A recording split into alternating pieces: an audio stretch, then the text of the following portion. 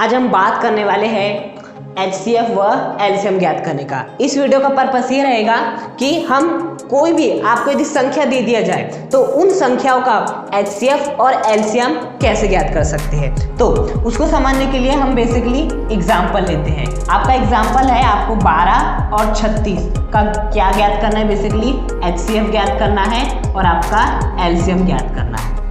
और हम 12 और 36 ये जो दो आपको संख्या दी हुई है, इनका हम एलसीएम और एचसीएफ ज्ञात करेंगे। किस विधि से? अभाज्य गुणनखंड विधि के द्वारा।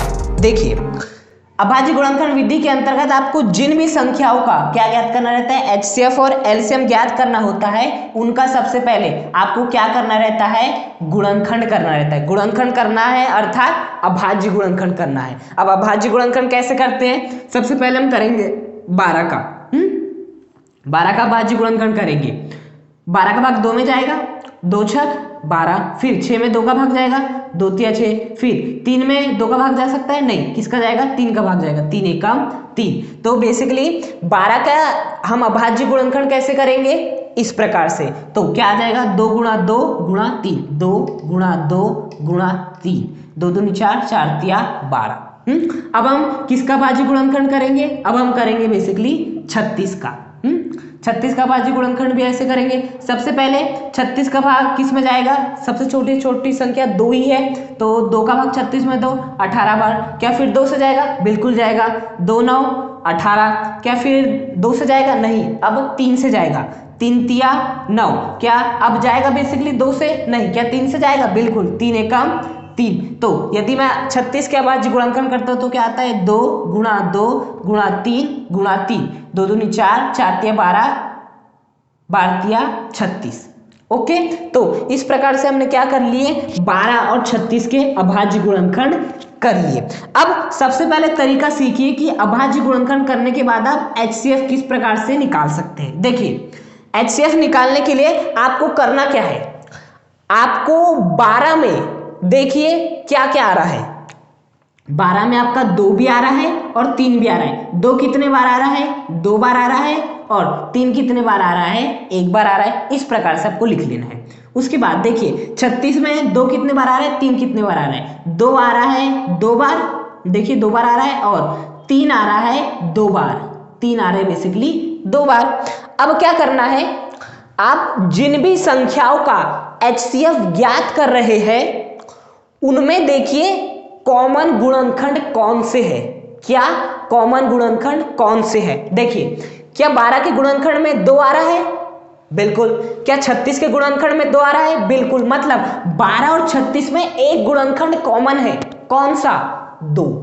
अब क्या 12 में 3 आ रहा है? क्या 12 के गुणनखंड में 3 आ रहा है? बिल्कुल आ रहा है। क्या 36 के गुणनखंड में 3 आ रहा है?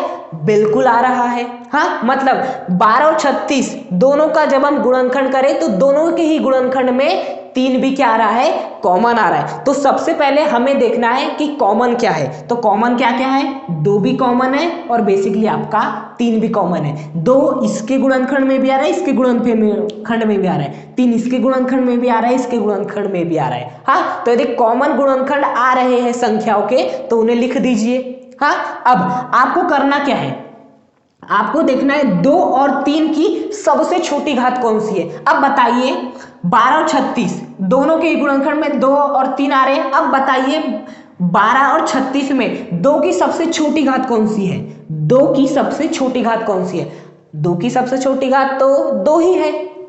तो आपको यहां पर क्या कर देना है, 2 की घात 2 लगा देना है। उसके बाद अब देखिए 12 और 36 दोनों में 3 कॉमन है। अब 3 की सबसे छोटी घात देखिए, 3 की सबसे छोटी घात, यहां पर 3 की घात 2 है, 3 की घात 1 है। अब बताओ 2 बड़ा है या 1 बड़ा है? और ऐसी बात है, 2 बड़ा है तो 1 छोटा होगा। तो यहां पर 3 की सबसे छोटी घात क्या हो गई? 1 हो गई। तो यहां पर आपको 3 की घात क्या लगा देना है? 1 लगा देना है, दोनों का गुणा कर देना है, बस। अब 2 की घात 2 का मान 4 होता है और 3 की घात 1 का मान 3 होता है, तो 4 तिया 12। तो ये निकल गया बेसिकली HCF। तो HCF निकालने का तरीका जाना आपने, आपको क्या करना है, आपको जिन भी संख्याओं का HCF ज्ञात करना है उनमें देखिए कॉमन गुणनखंड कौन से है। इसमें भी 2 आ रहा था, 3 आ रहा था, इसमें भी 2 आ रहा था, 3 आ रहा था, मैंने 2 और 3 को लिख दिया। अब देखिए जो भी कॉमन है उनकी सबसे छोटी घात क्या है, इसलिए मैंने आपको गुणनखंड करने के बाद ऐसा घात वाला करने बोला, ताकि आप ये जान सको कि आपको HCF ज्ञात कैसे करना है। जो कॉमन गुणनखंड है उन कॉमन गुणनखंड की सबसे छोटी घात, यहाँ पर भी 2 है, यहाँ पर भी 2 है, दोनों तो बराबर ही है, तो आपको 2 ही लेना है। अब यहाँ पर 3 की घात 2 थी, 3 की घात 1 थी, छोटी घात कौन सी हुई, 3 की घात 1, तो मैंने 3 की घात 1 लिया। इसको सॉल्व कर लीजिए, आपका बेसिकली क्या प्राप्त हो जाएगा, HCF प्राप्त हो जाएगा। अब हम सीखेंगे कि आप LCM किस प्रकार से ज्ञात कर सकते हैं। देखिए LCM ज्ञात कैसे कर सकते हैं आप, सब कुछ इन्हीं पर निर्भर है। आपको क्या करना है, बेसिकली जिन भी संख्याओं के आपको LCM ज्ञात करना है उनके जितने भी गुणनखंड है सबको लिख दीजिए। हाँ बेसिकली बताइए 12 के अभाज्य गुणनखंड क्या क्या आ रहा है, 2 भी आ रहा है, 3 भी आ रहा है। 36 के अभाज्य गुणनखंड में 2 भी आ रहा है, 3 भी आ रहा है, तो आपको 2 को भी लिख देना है और आपको 3 को भी लिख देना है। अब जब आप HCF ज्ञात करते थे तो आप कॉमन गुणनखंड लेते थे, क्या लेते थे, कॉमन गुणनखंड लेते थे और उनकी सबसे छोटी घात लेते थे। लेकिन LCM में कॉमन गुणनखंड का कोई रोल ही नहीं है, LCM में आपको सभी गुणनखंड लेना है और सभी गुणनखंड की सबसे बड़ी घात। देखिए 12 के भी गुणनखंड में 2 और 3 आ रहा है, 36 के भी गुणनखंड में 2 और 3 आ रहा है। अब देखिए 2 की सबसे बड़ी घात, 2 की तो घात यहाँ पर 2 है, 2 की घात यहाँ पर 2 है, तो बड़ी घात तो 2 की घात 2 ही, तो यहाँ पर 2 की घात 2 लगा दीजिए। अब देखिए यहाँ पर 36 के गुणनखंड में 3 आ रहा है, 12 के गुणनखंड में भी 3 आ रहा है। अब देखिए 3 की सबसे बड़ी घात, 3 की सबसे बड़ी घात 1 हो सकती है, नहीं, 3 की सबसे बड़ी घात 2 है, तो यहाँ पर क्या आ जाएगा, 3 की घात 2 और इनका आपस में गुणा कर दीजिए। 2 दूनी 4, 3 तिया 9, बेसिकली इसका वर्ग ही करेंगे ना, 2 का वर्ग कितना होता है 4, 3 का वर्ग 9, 4 9 36। तो बेसिकली बताइए 36 का आपका LCM कितना, सॉरी 12 और 36 का LCM आ गया 36 और HCF कितना आ गया, बेसिकली 12 आ गया। तरीका समझ में आया। मैं अभी और एक एग्जांपल लूंगा जिससे आपको और बेहतर तरीके से समझ में आ पाएगा कि LCM HCF हम किस प्रकार से ज्ञात कर सकते हैं। सेकंड एग्जांपल है आपका 6 और 20 का HCF व LCM ज्ञात करना। देखिए सबसे पहले हमें क्या करना है, जिन भी संख्याओं का LCM और HCF ज्ञात करना है उनके सबसे पहले हमें क्या निकालने हैं, अभाज्य गुणनखंड। वो कैसे निकालते हैं, 6 में 2 का भाग जाता है, 2 तिया 6, फिर 3 में क्या 2 का भाग जाता है, नहीं 3 का भाग जाता है, 3 एकम 3, तो 6 के अभाज्य गुणनखंड कितने हो गए, 2 गुणा 3, 2 तिया 6। अब कीजिए 20 का, 20 के अभाज्य गुणनखंड भी इसी प्रकार करेंगे। 20 में 2 का भाग जाता है कितने बार, 10 बार, फिर 10 में 2 का भाग जाता है कितने बार, 5 बार, फिर क्या 5 में 2 का भाग जाता है, नहीं, 3 का भाग जाता है, नहीं, 4 का भाग जाता है, नहीं, क्या 5 का भाग जाता है, बिल्कुल, कितने बार जाता है, 1 बार। तो यदि मैं 20 के अभाज्य गुणनखंड की बात करूं तो वो कितना आ जाएगा, 2 गुणा 2 गुणा 5, 2 दूनी 4, 4 5 20। तो इस प्रकार से हमने 6 के भी अभाज्य गुणनखंड कर लिए और 20 के भी अभाज्य गुणनखंड कर लिए। उसके बाद हमें क्या करना है, इन्हें घात के रूप में लिखिए। यहाँ पर 2 कितने बार आ रहा है, 1 बार आ रहा है, 3 कितने बार आ रहा है, 1 बार आ रहा है। उसके बाद यहाँ पर 2 कितने बार आ रहा है, 2 बार आ रहा है, यहाँ पे 5 कितने बार आ रहा है, बेसिकली 1 बार आ रहा है। अब सीखिए कि हम HCF और LCM किस प्रकार से ज्ञात कर सकते हैं। हाँ सबसे पहले देखेंगे हम HCF के लिए हम क्या देखते हैं, कॉमन गुणनखंड देखते हैं। HCF के लिए कॉमन गुणनखंड की सबसे छोटी घात। हाँ देखिए 6 में क्या आ रहा है, बेसिकली 2 और 3 आ रहा है।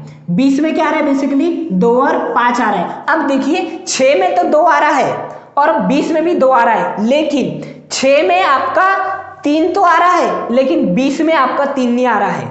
20 में आपका 5 तो आ रहा है लेकिन 6 में आपका 5 नहीं आ रहा है। इसका मतलब क्या है, हमें HCF के लिए केवल किस पे ध्यान देना है, हमें HCF के लिए ध्यान देना है केवल कॉमन गुणनखंड पर। तो 6 और 20 दोनों में ही कॉमन क्या है, दोनों में ही 2 कॉमन है, तो आपको केवल 2 को लिख लेना है। 3 को आप नहीं लिखोगे क्योंकि 3 6 में तो आ रहा है लेकिन 20 में नहीं आ रहा है। 5 को नहीं लिखोगे क्योंकि 5 20 में तो आ रहा है लेकिन 6 में नहीं आ रहा है। तो केवल 2 लिखोगे। तो HCF के लिए आपको कॉमन गुणनखंड की सबसे छोटी घात देखनी रहती है। कॉमन गुणनखंड पता चल गया बेसिकली 2। अब देखिए 2 की सबसे छोटी घात क्या है, 2 की सबसे छोटी घात है बेसिकली आपकी 1। तो यहां पर क्या लगा दीजिए, बेसिकली 1। 2 की घात 1 का मान कितना होता है, 2 होता है। 2 हो गया। अब एलसीएम कैसे ज्ञात करते हैं हम? एलसीएम के लिए हमें कॉमन गुणनखंड नहीं लेना रहता है, एलसीएम के लिए हमें लेना रहता है जितने भी गुणनखंड है उनकी सबसे बड़ी घात लेनी रहती बस। 6 के गुणनखंड क्या है? 2 और 3 है, तो 2 और 3 को लिख लीजिए। 20 के गुणनखंड क्या है? 2 और 5 है, 2 तो हमने लिख लिए एक बार, क्या लिख लीजिए? केवल 5 को लिख लीजिए। आ गया। अब देखिए जो भी बेसिकली जितने भी गुणनखंड है, हाँ, उनको लिख लीजिए एलसीएम के लिए। अब देखिए 2 की सबसे बड़ी घात क्या है? 2 की सबसे बड़ी घात 2 है कि 1 है? ऑब्वियस बात है 2 है, तो यहाँ पे 2 की घात 2 लिख दीजिए, गुणा लगा दीजिए। अब देखिए 3 की सबसे बड़ी घात क्या है? 3 की सबसे बड़ी घात तो 1 ही है, तो यहाँ पर 1 लिख दीजिए, गुणा लगा दीजिए। अब देखिए 5 की सबसे बड़ी घात क्या है? 5 की सबसे बड़ी घात 1 ही है, तो बस यहाँ लगा दीजिए, सॉल्व कर लीजिए। 2 की घात 2, 4 गुणा 3 गुणा 5, 4 तिया 12, 12 पंचे 60, तो 6 और 20 का एलसीएम कितना निकल गया? बेसिकली आपका 60 निकल गया। तो बात समझ में आई एचसीएफ एलसीएम कैसे ज्ञात किया जाता है? एचसीएफ ज्ञात करने के लिए आपको जो भी संख्या दी होगी उनके सबसे पहले अभाज्य गुणनखंड करने हैं, और एचसीएफ ज्ञात करने के लिए आपको जो भी आप अभाज्य गुणनखंड करेंगे उनमें कॉमन जो गुणनखंड होगा, जैसे इसमें 2 था तो उनकी सबसे छोटी घात लीजिए, जबकि एलसीएम में कॉमन गुणनखंड नहीं देखना रहता, हमें सभी गुणनखंड देखने रहते हैं और सभी गुणनखंडों को एक एक बार लिखना रहता है। नहीं तो ऐसा मत कर देना कि 6 में भी 2 और 3 आ रहा है, 20 में भी 2 और 5 आ रहा है, एलसीएम के लिए सभी गुणनखंड रहते हैं तो हमने 2 और 3 एक बार लिखे और एक बार 2 और 5 लिखेंगे। नहीं, आपको सभी गुणनखंड तो लिखने हैं, लेकिन किन्हीं गुणनखंड को दोबारा नहीं लिखना है। जैसे 2 यहाँ पर भी आ रहा था, 2 यहाँ पर भी आ रहा है, हमने 2 एक बार लिखे, हाँ, 3 और 5 को भी लिख लिए। उसके बाद एलसीएम के लिए आपको सबसे बड़ी घात देखनी है जितने भी गुणनखंड हो गए उनकी। तो 2 की घात 1 बड़ी होती कि 2 की घात 2? 2 की घात 2 बड़ी होती, इसलिए यहाँ पर हमने 2 की घात 2 लिए, और 3 की घात तो एक ही थी और 5 की घात 1 ही थी, तो इनको हमने एक एक बार ही लिख लिए। तो एलसीएम कितना निकल गया आपका? 60, और एचसीएफ कितना निकल गया? 2। उम्मीद करता हूं आपको इस वीडियो से एचसीएफ और एलसीएम निकालना बेहतरीन तरीके से आ गया होगा।